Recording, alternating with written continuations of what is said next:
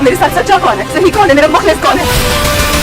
मुझे वो एमन की मेडिकल फाइल रैम और एमन के बीच में जब भी मामला ठीक होने लगते हैं तो बीच में कुछ ना कुछ ऐसी बात आ जाती है कि फिर से एमन रैम के साथ नफरत करना शुरू कर देती है, इसके ऊपर शक करना शुरू कर देती है। लेकिन रैम ने भी ये अब डिसाइड कर लिया है अपने आप के साथ कि भाई चाहे जो कुछ भी हो जाए, एमन मेरे साथ जितनी भी नफरत करती है करती रहे, मुझे किसी किस्म का कोई फर्क नहीं पड़ता, लेकिन एमन का हर सूरत में मैंने इलाज करवाना है। ये चाहता है, एमन के वालिदैन के साथ जाकर मशवरा करता है, उनसे इजाज़त लेता है कि भाई मैं ऐसे किसी दूसरे डॉक्टर के पास लेकर जाना चाहता हूँ, दूसरे शहर में आप लोग इजाज़त दे दें।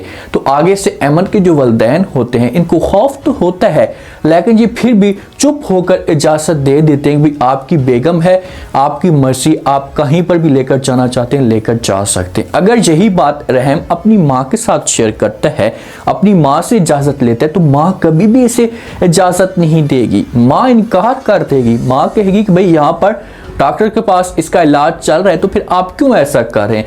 ये कुछ भी शेयर नहीं करता और खामोशी के साथ चुपचाप यहाँ से निकल जाता है। अब क्या नेक्स्ट एपिसोड में होगा, क्योंकि ड्रामा जितना एंड के करीब पहुंचता जा रहा है तो ये और भी ज़्यादा इंटरेस्टिंग बनता जा रहा है। कैसे एमन को रहम के ऊपर यकीन होगा, कैसे एमन रहम के साथ सच्ची मोहब्बत करेगी, ये आज के शो में डिस्कस करने वाले हैं। इस दिन से रहम को अपनी माँ के ऊपर शक हुआ है कि भाई मेरी माँ इस गेम में मुलविस है, तो उसके बाद रहम अपनी माँ के ऊपर यकीन तक नहीं करता, इसके साथ सही तरीके से बात तक नहीं करता, और इसने अपनी सारी की सारी जो तवज्जो है ये एमन के ऊपर डाल दी है। जब भी कोई मेडिसिन आती है तो एमन को आकर खुद देता है, तो इस हिसाब से एमन ऐसा बेहतर होना शुरू हो जाती है। एमन के पास आता है, एमन को कहता है कि भाई आप जल्दी से तैयार हो जाएं, आज हम इस्लामाबाद जाएंगे और वहीं पर आपका जो वो मैं इलाज करवाऊंगा किसी अच्छे डॉक्टर के पास। तो एमन कहती है कि ठीक है भाई, मुझे कोई इतराज़ नहीं है, मैं आपकी बेगम हूँ, जहाँ पर भी आपका दिल करता है आप मुझे लेकर जा सकते हैं। अच्छा जी, इसे लेकर चला जाता है, माँ को कुछ पता तक नहीं होता।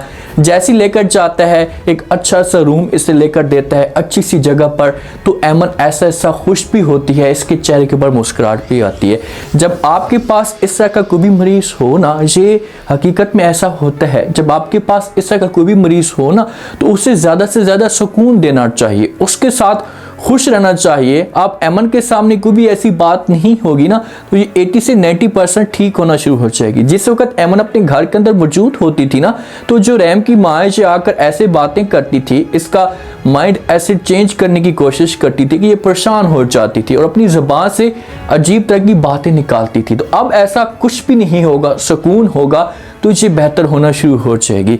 जिस वक्त ये मीटिंग के लिए जा रहा होता अपनी साइड पे, तो एमन इसे कहती कि आपको आज जाना ज़रूरी है। तो आगे से रैम कहते कि भाई अगर आप मुझे इजाज़त नहीं देंगी तो मैं नहीं जाऊँगा, आपके पास ही रहूँगा, आपके साथ बातें करूँगा। तो एमन कहेगी भाई मुझे कोई इतराज़ नहीं है, अगर आप जाना चाहते हैं तो जा सकते हैं। लेकिन हमारे रैम को चाहिए कि यहाँ पर ये थोड़ा सा छुट्टियाँ ले ले और एमन के साथ अपना वक्त गुजारे, क्योंकि जब से शादी हुई है तो इसने सुकून तक नहीं देखा। तो आज इसे अगर सुकून मिल रहा है इस जगह पर तो इसे एमन के साथ अपना वक्त गुजार, इसे प्यार दे। दूसरी तरफ जो रहम की माँ है ना, इसे भी अपनी तरफ से कोशिशें तेज कर देती है। जब इसने रहम का रिएक्शन देखा, बात करने का अंदाज देखा, तो इससे शक होना शुरू हो चुका है कि भाई ये जो बंदा है ये हमारे पीछे पड़ चुका है और ये खोज लगाने की कोशिश कर रहा है। तो ये जाती है और जाकर एमन के वालिदैन के साथ बात करती है, ऐसी ऐसी बातों में इनको घुमाने की कोशिश करती है कि मैं अब चाहती हूँ कि एमन का जो इलाज है ये किसी अच्छे डॉक्टर के पास हो जाए। ऐसा डॉक्टर जो फाइल मांग रहा है, कुछ मेडिसिन चेंज करना चाहता है, इस हिसाब से बात करती। तो आगे से जो माँ होती है ये बात मान लेती है। एम की माँ कहती है कि जो एमन की मेडिकल फाइल है इसे आप मुझे दे दें, मैं डॉक्टर के पास लेकर जाना चाहती हूँ, कुछ मेडिसिन चेंज करनी है। तो आगे से एमन की माँ बड़ा प्यारा जवाब दे रही, क्योंकि जो मेडिकल फाइल होती है इसे रहम अपने पास रख लेता है। तो आगे से इनकार कर देती और कहती जो मेडिकल फाइल थी हमारे पास तो नहीं है, वो तो रहम के पास चली गई है। तो जैसी रहम की माँ ये बातें सुनती है तो ये बड़ी शॉक्ड हो जाती है और इसे इस मामले पे यकीन तक नहीं आता कि भाई रहम ऐसा काम भी कर सकते। अब शक जो था ना, ये यकीन में तब्दील होना शुरू हो जाता है। इससे 100% यकीन हो जाता है कि भाई रहम कुछ ना कुछ बड़ा करने की कोशिश कर रहा है। तो ये किसी भी तरह से इनके दिल में नफरत डालने की कोशिश करेगी, इनको ऐसी ऐसी बातें कहेगी कि फिर ये लोग रहम के बारे में गलत सोचना शुरू कर देंगे। इन्हें कहेगी, साथ में अमन का वालिद भी मौजूद होता है, इन्हें कहेगी भी आप लोगों ने बहुत ही गलत कर दिया, आप लोगों को ऐसा नहीं करना चाहिए था, इतनी बड़ी बात थी, इतना बड़ा काम कर रहे थे तो आपका हक बनता था कि आप लोग मेरे साथ ये सब कुछ शेयर करते। ये काफ़ी बेहतर होना शुरू हो चुकी थी, लेकिन आप लोगों ने ये डिसीजन जो लिया है ये गलत लिया है, आपको ऐसा नहीं करना चाहिए था। तो ये बातें कहकर यहाँ से चली जाएगी। जो अमन का वालिद होगा, अब इसके दिमाग के अंदर ऐसी बातें आना शुरू हो जाएंगी कि इसके दिल में जो शक होगा ये मजीद बढ़ना शुरू हो जाएगा। और ये अपनी बेगम के ऊपर गुस्सा भी करता है, इसे कहता है कि आपको ऐसा नहीं करना चाहिए था, आपको इजाजत नहीं देनी चाहिए थी। पता नहीं अब हमारी अमन के साथ क्या हो रहा होगा, वो बंदा अब किस किस्म का इंसान है, उसके ऊपर तो हमें यकीन करना ही नहीं चाहिए था।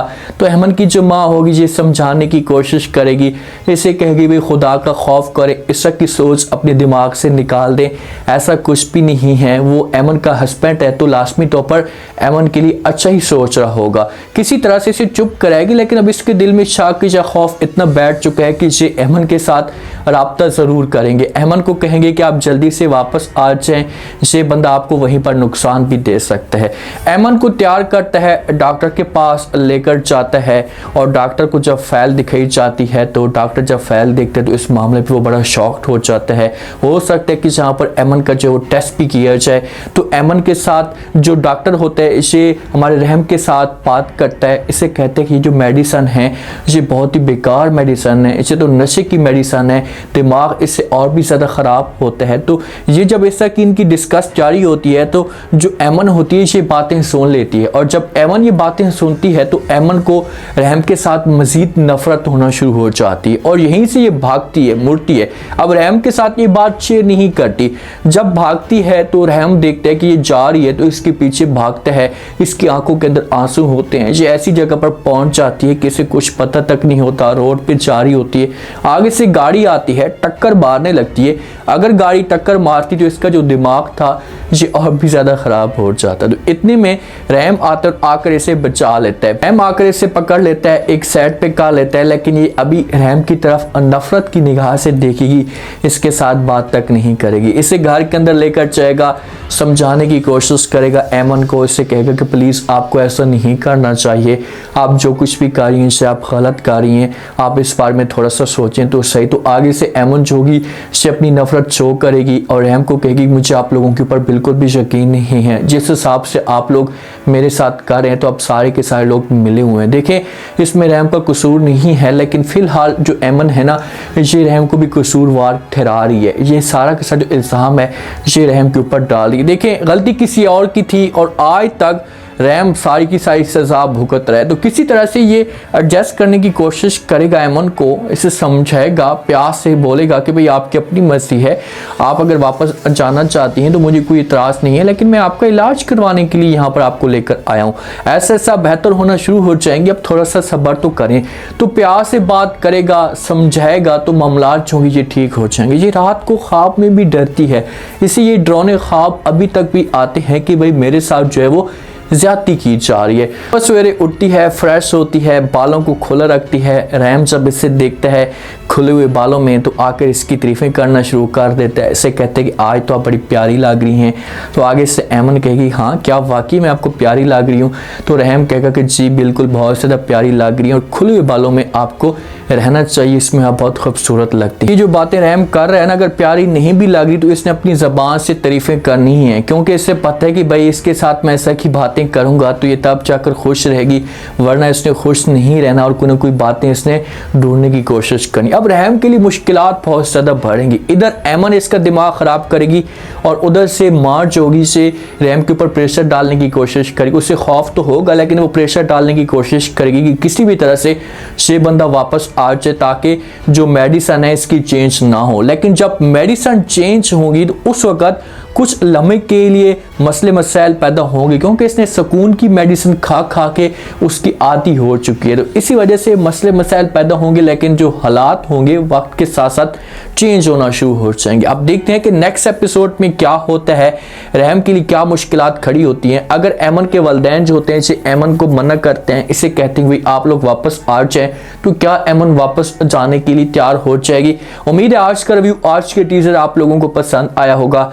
आपने कमेंट सेक्शन में अपनी कीमती लास्ट में आपको क्या लगता है, क्या नेक्स्ट आने वाली के साथ में जब वो ऐमन रहम के साथ अपने आप को जहां पर एडजस्ट कर पाएगी। अगर ऐमन इनकार करती है, कहती कि मैं यहां पर नहीं रह सकती, मैं जाने के लिए तैयार हूं, तो क्या रहम इसे लेकर जा सकता है। लास्ट में फीडबैक दें और सब्सक्राइब कर दें। शुक्रिया।